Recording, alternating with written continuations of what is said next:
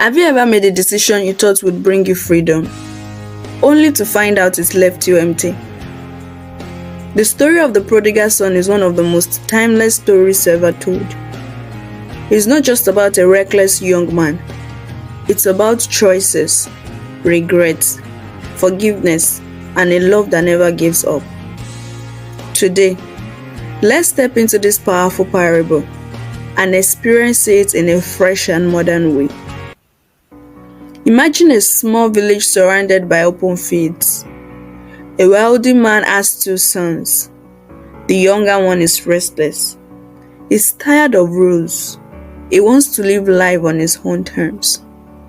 One morning, he approaches his father and says, "Father, give me my share of the inheritance now." It's shocking. Normally, you only get an inheritance after your father's death. But this son basically says, "I can't wait that long. I want it now." And the father, heartbroken but gentle, agrees. He divides his wealth. The young man packs up, head high, eyes full of excitement.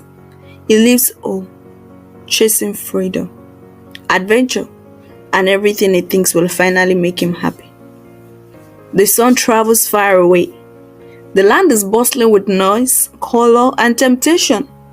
For a while, he feels unstoppable. He spends lavishly, parties, friends, and pleasures. Money flows like water, and so does his happiness. Or so it seems. But money doesn't last forever. And when it runs out, so do the friends. Then famine eats the land. Food becomes scarce. The once rich young man finds himself starving. He takes the only job he can get, feeding pigs. Picture it. A young man, knee deep in mud, hungry, weak, watching pigs, eats better than he does. He's so desperate, he considers eating the pig food himself. It's rock bottom. One day, in the mud and silence, he finally thinks, "What am I doing here? Even my father's servants have food to spare. I'll go back. I'll tell him I've sinned. I don't deserve to be his son. But maybe he will take me in as a servant." It's not pride anymore. It's humility. A broken heart, ready to go home. So he gets up and begins the long walk back. Now, here's where the story shifts. While the son is still far off, the father sees him. Day after day, he's been watching the horizon, hoping, waiting. And the moment he sees that familiar figure walking back, clothes torn, head down, steps heavy, the father runs. He runs to his son, throws his arm around him, and kisses him. The son starts his speech. "Father, I've sinned. I'm not worthy to be called your son." But the father cuts him off. "Quick, bring the best robe. Put a ring on his finger, sandals on his feet. Prepare a feast. My son was dead, but now he's alive. He was lost, but now he's found." Joy erupts in the household. Music, laughter, and dancing. The prodigal son is home. But not everyone is celebrating. The older brother who stayed home and worked hard hears the music. He asks what's happening.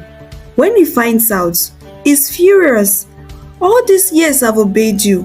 I've worked. I never disobeyed you. And you never threw me a party. But now, this wasteful brother comes back and you celebrate him?" The father, gentle as ever, replies, "My son, you are always with me. Everything I have is yours. But we had to celebrate because your brother was lost and now he is found." This story is not just about a rebellious son. It's about a father whose love never gives up. It's about grace. Grace that welcomes us home even after we've made mistakes. Grace that runs towards us before we can even finish our apology. And it's about choices. Sometimes we are the prodigal son, running away. Sometimes we are the older brother, angry and bitter. But either way, the Father's love is constant. So maybe you felt like the younger son, distant, guilty, ashamed, or maybe like the older one, overlooked, frustrated, and forgotten. This story reminds us of something powerful, that no matter where you are, no matter how far you've gone, there's a Father waiting, ready to welcome you home. Thank you for joining me in this retelling of the Prodigal Son. If this story spoke to your heart, share it with someone who might need the encouragement. And don't forget to subscribe to Timeless Tales for more powerful Bible stories brought to life. Until next time, remember, you are never too far gone to be welcomed home.